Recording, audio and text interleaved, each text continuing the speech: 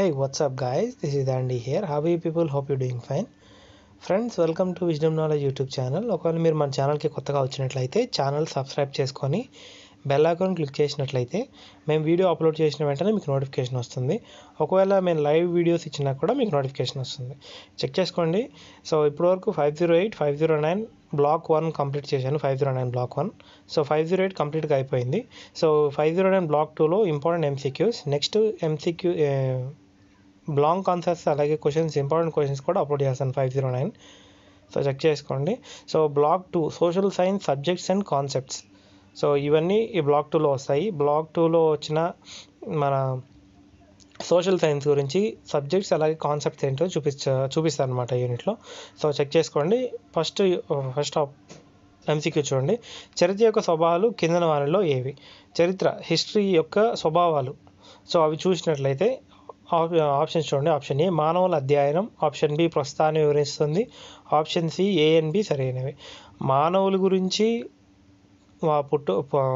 Stone age నుంచి ఇప్పటి వరకు ఉన్న వారి యొక్క ప్రవర్తన, వారి స్వభావాలు ఇవన్నీ అధ్యయనం చేస్తారు. అలాగే ప్రస్తుతం ఎలా ఉంది కూడా, అంతకుముందు ఎలా ఉంది కూడా వివరిస్తుంది అనమాట చరిత్ర అనేది. సో ఆప్షన్ సెకండ్ చూడండి. డాష్ ప్రస్తుతం మరియు గతాలను మధ్య ఒక శాశ్వత సంభాషణ. సో డాష్ ఏది ప్రస్తుతం మరియు గతం యొక్క సంభాషణని వివరిస్తుంది. శాశ్వతంగా ఇవి చర్చ జరుగుతూనే ఉంటాయి. ఇంతకుముందు పూర్వకాలంలో ఎలా ఉన్నారు, ఇప్పుడు ఎలా ఉన్నారని. అదే ఏంటిదని చూసినట్లయితే చరిత్ర అనమాట. Option B is correct. చరిత్ర యొక్క వనరులు ఏవి? చరిత్ర యొక్క వనరులు ఏంటివి అంటే ప్రాథమిక వనరులు, ద్వితీయ వనరులు, first and second. So fourth చూడండి. జీవితాన్ని గురించి, జీవితం కోసం, జీవితాన్ని ప్రేమించే స్వభావాన్ని కలిగించడమేమే చమత్కారాలతో కూడినదే చరిత్ర.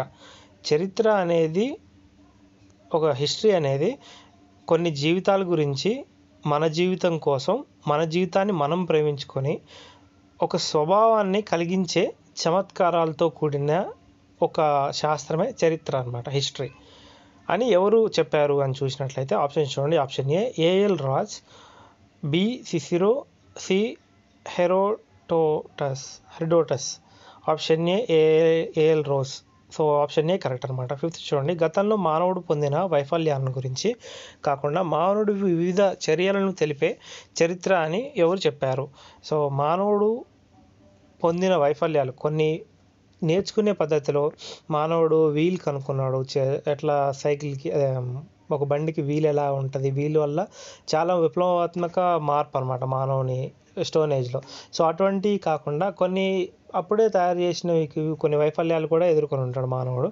సో అటువంటి వాటి గురించి డిస్కస్ చేయకుండా ఓన్లీ అతను చేసిన చర్యలను తెలిపేదే చరిత్ర అని ఎవరు చెప్పారని చూసినట్లయితే option A Herodotus, option C AL Rowse, option C Cicero, option D పైవన్నీ, ఆప్షన్ డి పైవన్నీ, ఆప్షన్ సి ఏఎల్ రోజ్ అని చెప్పారనమాట. సిక్స్త్ క్వశ్చన్ చూడండి. చరిత్రను బోధించడంలో ప్రధాన ఉద్దేశాలు. చరిత్రను ఎందుకు అసలు బోధిస్తారు? సో చరిత్ర అనేది ఎందుకు అవసరం? ఏదో టీచర్గా మీరు ఎందుకు తెలుసుకోవాలి? సో చరిత్ర గురించి తెలుసుకోవడం వల్ల ఏం ఉపయోగం అనేది మనం చూద్దాము. ఆప్షన్స్లో మార్పు, మానవుని ఐక్యత, సంస్కృతిని అభినందించడం, దేశ చరిత్రను అధ్యయనం చేయడం, మానవుని సాధారణ చరిత్రకు తెలుసుకోవడం. సో పైవన్నీ, ఆప్షన్ డి. సో చేంజ్ ఎలా వచ్చింది? చేంజ్ రావడం వల్ల మనిషి ఎలా ఐక్యంగా కలిసి ఉండగలిగాడు, ఒక ప్రాంతం వాడు, ఒక జాతి వాడు, అట్లా సంస్కృతిని మనం మళ్ళీ తెలుసుకోగలగడానికి చరిత్ర ఉపయోగపడుతుంది. సో అలాగే దేశ చరిత్రల గురించి అధ్యయనం చేయడానికి కూడా ఉపయోగపడుతుంది. మానవుని సాధారణ చరిత్ర కూడా తెలుసుకోవచ్చు అనమాట చరిత్ర వల్ల, హిస్టరీ వల్ల. సో సెవెంత్ చూడండి. జాగ్రఫీ అనే పదం మొట్టమొదట ఉపయోగించింది ఎవరు? సో జియోగ్రఫీ అనే ఒక వర్డ్ సో ఎవరు ఫస్ట్ మొట్టమొదటి ఉపయోగించారు అని చూసినట్లయితే ఆప్షన్ బి ఎరిస్టోస్టెనిస్ అని అతను చేశారనమాట. పేరు గుర్తుపెట్టుకోండి. సో రాసినట్లయితే జియోగ్రఫీ గురించి చిన్న మ్యాటర్ రాసినా సరిపోతుంది. జియోగ్రఫీ అనే పదం ఏ పదాల నుండి ఆవిర్భవించింది? జియోగ్రఫీ అనే గ్రీకు పదాల నుంచి, జియో ప్లస్ గ్రాఫీ అనే గ్రీకు పదాల నుంచి వచ్చిందనమాట. Option A correct. జియో అనగా భూమి అని అర్థం. సో గ్రాఫీ అనగా వర్ణన. సో భూమి యొక్క వర్ణన అనే రెండు కలిపితే జియోగ్రఫీ అని అంటారనమాట. 11th క్వశ్చన్ చూడండి.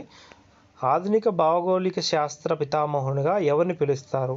సో ఆప్షన్ చూడండి. Option A Alexander von Humboldt కార్డ్ రీటకలు అనే అతను చెప్పాడు అనమాట. సో టెక్స్ట్ బుక్లో మెటీరియల్ చెక్ చేసుకోండి. సో తెలుగు సరిగ్గా చదవకపోయినట్లయితే నేను 12th క్వశ్చన్ చూడండి. ఆధునిక మానవ భౌగోళిక శాస్త్ర పితామహులు ఎవరు? ఆప్షన్స్ చూడండి. Pear rich రీటేజల్. సో అతను ఆధునిక మానవ భౌగోళిక శాస్త్ర పితామహుడు. భూమి ఆకారం, పరిమాణం, పరిభ్రమణం మొదలగు వాటి గురించిన అధ్యయనం ఏమంటారు? సో భూమి యొక్క తిరిగేది, రొటేషను, రెవల్యూషను, ఇలాగ వాటి గురించి అధ్యయనాన్ని ఒకవేళ మనం అధ్యయనం చేస్తుంటే దాన్ని ఏమంటారు అని చూసినట్లయితే మ్యాథమెటికల్ జియోగ్రఫీ అని అంటారు అనమాట. సో 14 చూడండి. మ్యాపులు, స్కేళ్ళు ఆధారంగా భూమిని అధ్యయనం చేయడాన్ని ఏమంటారు? సో మ్యాపులు, స్కేళ్ళు బట్టి ఆ భూమిని అధ్యయనం చేయడాన్ని మ్యాథమెటికల్ జియోగ్రఫీ లేదా cartography. A and B are సరైనవి. సో బి కార్టోగ్రఫీ కరెక్ట్ అనమాట. భూగోళిక పరమైన పరిశోధనలో ఎన్ని చారిత్రక సాంప్రదాయాలు ఉన్నాయి? ఆప్షన్ సి 4 టైప్స్ ఉన్నాయన్నమాట. జియోగ్రఫీ ఎడ్యుకేషన్ ఏ సంవత్సరంలో ఒక గ్రంథాన్ని విడుదల చేసింది? సో జియోగ్రాఫిక్ ఎడ్యుకేషన్ అనే ఒక పుస్తకాన్ని ఏ ఇయర్లో ఇంట్రడ్యూస్ చేశారు అని చూసినట్లయితే 1985 1984 సంవత్సరంలో ఇంట్రడ్యూస్ చేశారు. సో 17th జియోగ్రాఫిక్ ఎడ్యుకేషన్ విడుదల చేసిన గ్రంథం పేరు? జియోగ్రఫీ. ఆప్షన్ ఏ చూడండి geography. Option B geographic education guidelines. Option B geographic education guidelines అనే బుక్ని విడుదల చేసిందనమాట జియోగ్రాఫిక్ ఎడ్యుకేషన్. సో 18 చూడండి. జియోగ్రాఫిక్ ఎడ్యుకేషన్ గైడ్లైన్స్ అనే గ్రంథంలో ఎన్ని అంశాలు ఉన్నాయి? జియోగ్రాఫిక్ ఎడ్యుకేషన్ గైడ్లైన్స్ అనే గ్రంథంలో 5 అంశాలు ఉన్నాయి అనమాట. 5 టైప్స్ ఆఫ్ కాన్సెప్ట్స్ మీకు అక్కడ ఎక్స్ప్లెయిన్ చేస్తారు. సో 19 చూడండి. భారతదేశ ఉనికిని గుర్తించటకు ఉన్న అంశాలు. సో భారతదేశాన్ని గుర్తించడానికి ఉన్న అంశాలు చూడండి. సో ఏ దేశాన్నైనా గుర్తించాలంటే ఫస్ట్ మ్యాప్లు, గ్లోబుల్లో చూడొచ్చు, మ్యాప్ ప్రొజెక్షన్లు చూడొచ్చు, అలాగే భూమి సూర్యుడి సంబంధాల వల్ల కూడా తెలుసుకోవచ్చు. So option C A and B are correct అనమాట. సో 20 చూడండి. సాపేక్ష ఉనికిని గుర్తించడానికి ఎన్ని ఉన్న లక్షణాలు? ఆప్షన్ డి పైవన్నీ అని చెప్తున్నారు. సో భూ స్వరూపాలు, శీతోష్ణ స్థితి, నీరు, నేల, సహజ అడవులు, జంతుజాలం. సాపేక్ష ఉనికిని గుర్తించడానికి ఉన్న లక్షణాలు అన్నమాట. భూమి. సో ఇది అనమాట ఆన్సర్. 21 చూడండి. మానవ సంబంధిత లక్షణాలు ఏవి? మతం, భాష, జనాభా, ఆర్థిక కార్యకలాపాలు. సో ఆప్షన్ డి పైవన్నీ అనమాట. సో రాజనీతి శాస్త్రం రాజ్యంతో ఆరంభమైన రాజ్యంతోనే అంతమవుతుంది అని ఎవరు చెప్పారు? ఆప్షన్ ఏ జేడబ్ల్యూ గార్నర్ అనే ఆయన చెప్పారు అనమాట. రాజ్యంతోనే పుట్టింది, రాజ్యంతోనే అంతరించిపోతుందంట. ఎకనామిక్స్ అనే పదం ఏ నుంచి వచ్చింది? సో ఓకినోమిక్స్ అనే గ్రీకు భాష నుంచి వచ్చిందనమాట. ఓకినో అనగా ఏంటి అని చూసినట్లయితే ఓకినో అనగా గృహము, నోమినీ అనగా ఆప్షన్ బి నిర్వహణ. ఒక గృహం యొక్క నిర్వహణని ఎకనామిక్స్ అంటారు. ఇంట్లో జరిగే ఖర్చు, అలాగే వ్యయము, రాబడి, వీటన్నిటి గురించి అధ్యయనం చేయడమే ఎకనామీ యొక్క ఉద్దేశం అనమాట. ఎకనామీ అనగానే మనకి ఇంటి వస్తుంది, మన దేశాన్ని వస్తుంది, మన చుట్టుపక్కల ఉండే వాటి గురించి ఎక్కడెక్కడ చిన్న చిన్న విషయాలు జరుగుతాయి వాటన్నిటి గురించి కూడా ఎకనామీ అనేది ఉపయోగపడుతుంది అనమాట. సో సెకండ్ క్వశ్చన్ చూడండి. ఒక గృహానికి సంబంధించిన కోరికలు, నిర్వహణకు సంబంధించిన జ్ఞానానికి సంబంధించిన శాస్త్రం ఏమిటి? ఇప్పుడే చెప్పుకున్నాము, అది ఆప్షన్ ఏ ఆర్థిక శాస్త్రం. అర్థశాస్త్ర పితామహుడు ఎవరు? సో అర్థశాస్త్ర పితామహుడు option A Adam Smith. So Adam Smith అర్థశాస్త్రాన్ని స్థూలంగా ఎన్ని రకాలుగా నిర్వచించారు? ఆప్షన్ బి 4 టైప్స్ అనమాట. అర్థశాస్త్రంలో ఉన్న భాగాలు ఏవి? సంపద, శ్రేయస్సు, కొరత, వృద్ధి. Option A and B are correct. అర్థశాస్త్రంలో భాగాలు ఏంటిదంటే డబ్బులు ఎక్కడి నుంచి వస్తున్నాయి, ఎక్స్పెండిచర్ ఎలా ఖర్చు పెడుతున్నారు, వాళ్ళ శ్రేయస్సు ఎలా ఉంది, వృద్ధి, వీటన్నిటి గురించి ఎకనామిక్స్ అర్థశాస్త్రంలో తెలుసుకోవచ్చు. సంపద నిర్వచనం ఎవరు చెప్పారు? సంపద అనే నిర్వచనాన్ని ఎకనామిక్లో సంపద అనేది ఒక పార్ట్ అనమాట. సో ఈ సంపద గురించి ఎవరు చెప్పారు అని చూసినట్లయితే ఆప్షన్ సి ఆడమ్ స్మిత్ చెప్పారు. శ్రేయస్సు నిర్వచించింది ఎవరు? సో అట్లనే సంపద, శ్రేయస్సు నిర్వచించింది ఆప్షన్ బి మార్షల్.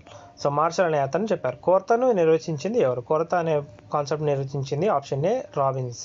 సో వృద్ధిని నిర్వచించింది ఎవరు? Option D Samuel. 34 Lionel Robbins nature and significance of economic science అను గ్రంథంను ఏ సంవత్సరంలో రాశారు?